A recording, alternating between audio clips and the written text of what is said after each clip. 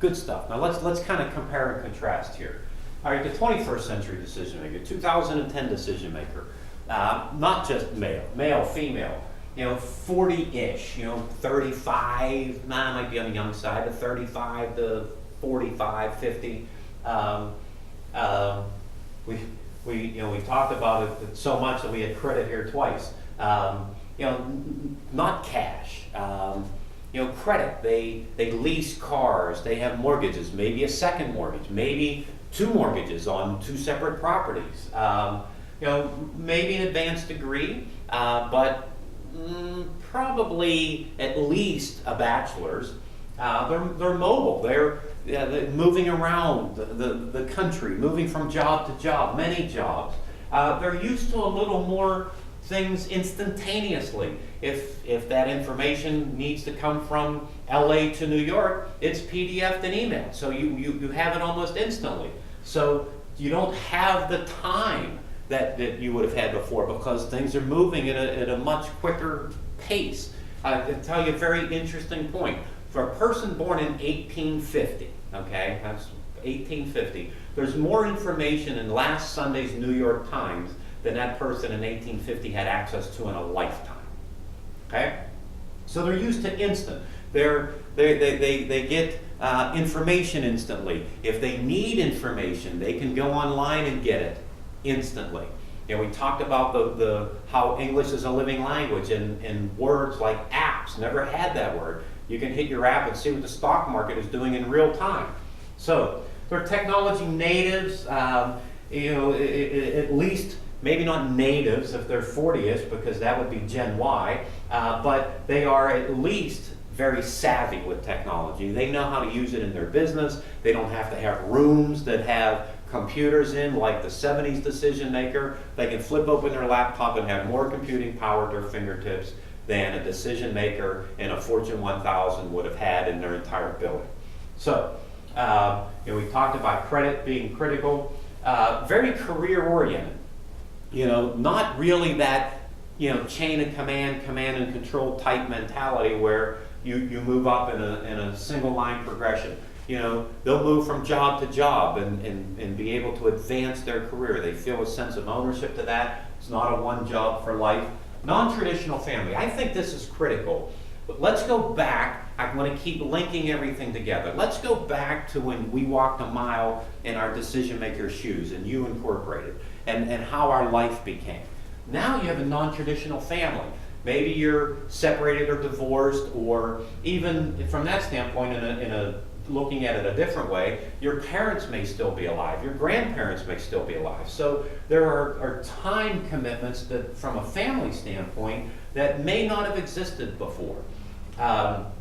So not only might you have a non-traditional family, where you're separated or divorced or whatever, you may be remarried or somebody may be remarried. So now you have two sets of time commitments and kids and those types of things. So it's not kind of that same thing. And this generation may be much more involved with their kids. So as little time as they have is really focused on spending some time with their kids. So that's different. Dinner, what dinner? Dinner at 5 or 6, that wasn't the case. Dinner, what dinner? We talked about two wage earners. So let's take a look at what we said with our 70s decision maker. Okay? A couple of things I think are critical here. The 70s decision maker was tactical.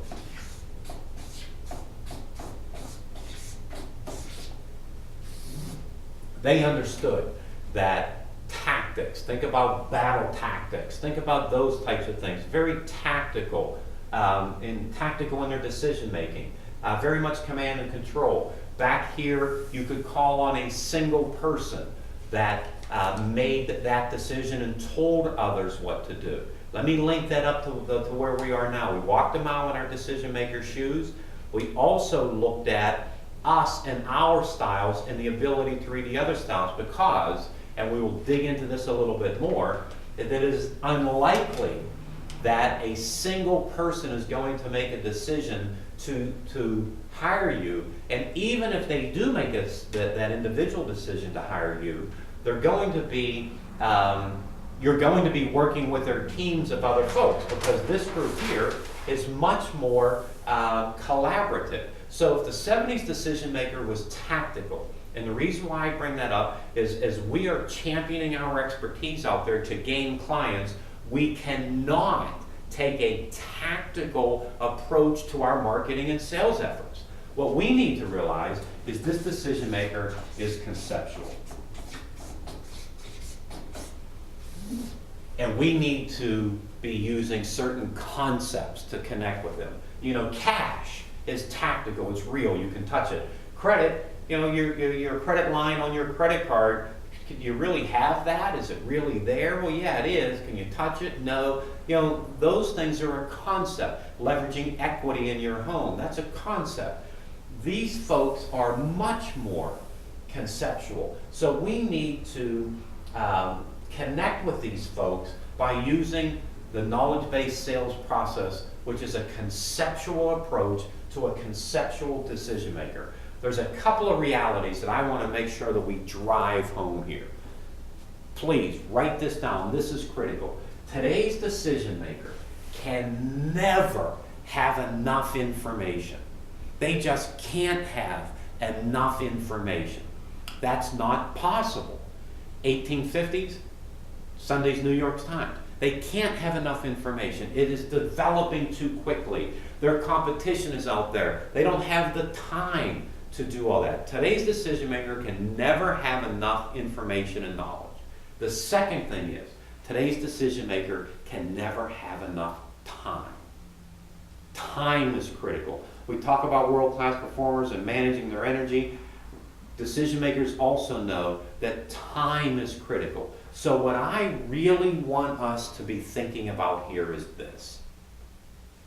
When today's decision maker chooses to meet with you, I really want you to understand, and this is dramatically different than any type of other sales approach or sales conversations or training maybe you've had in the past, is that when today's decision maker chooses to meet with you and give you their time, they are deciding not to spend their time somewhere else. Let me put it as bluntly as I can.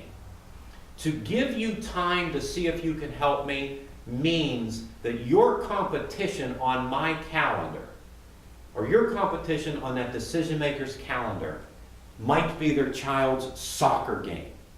It's not another consultant.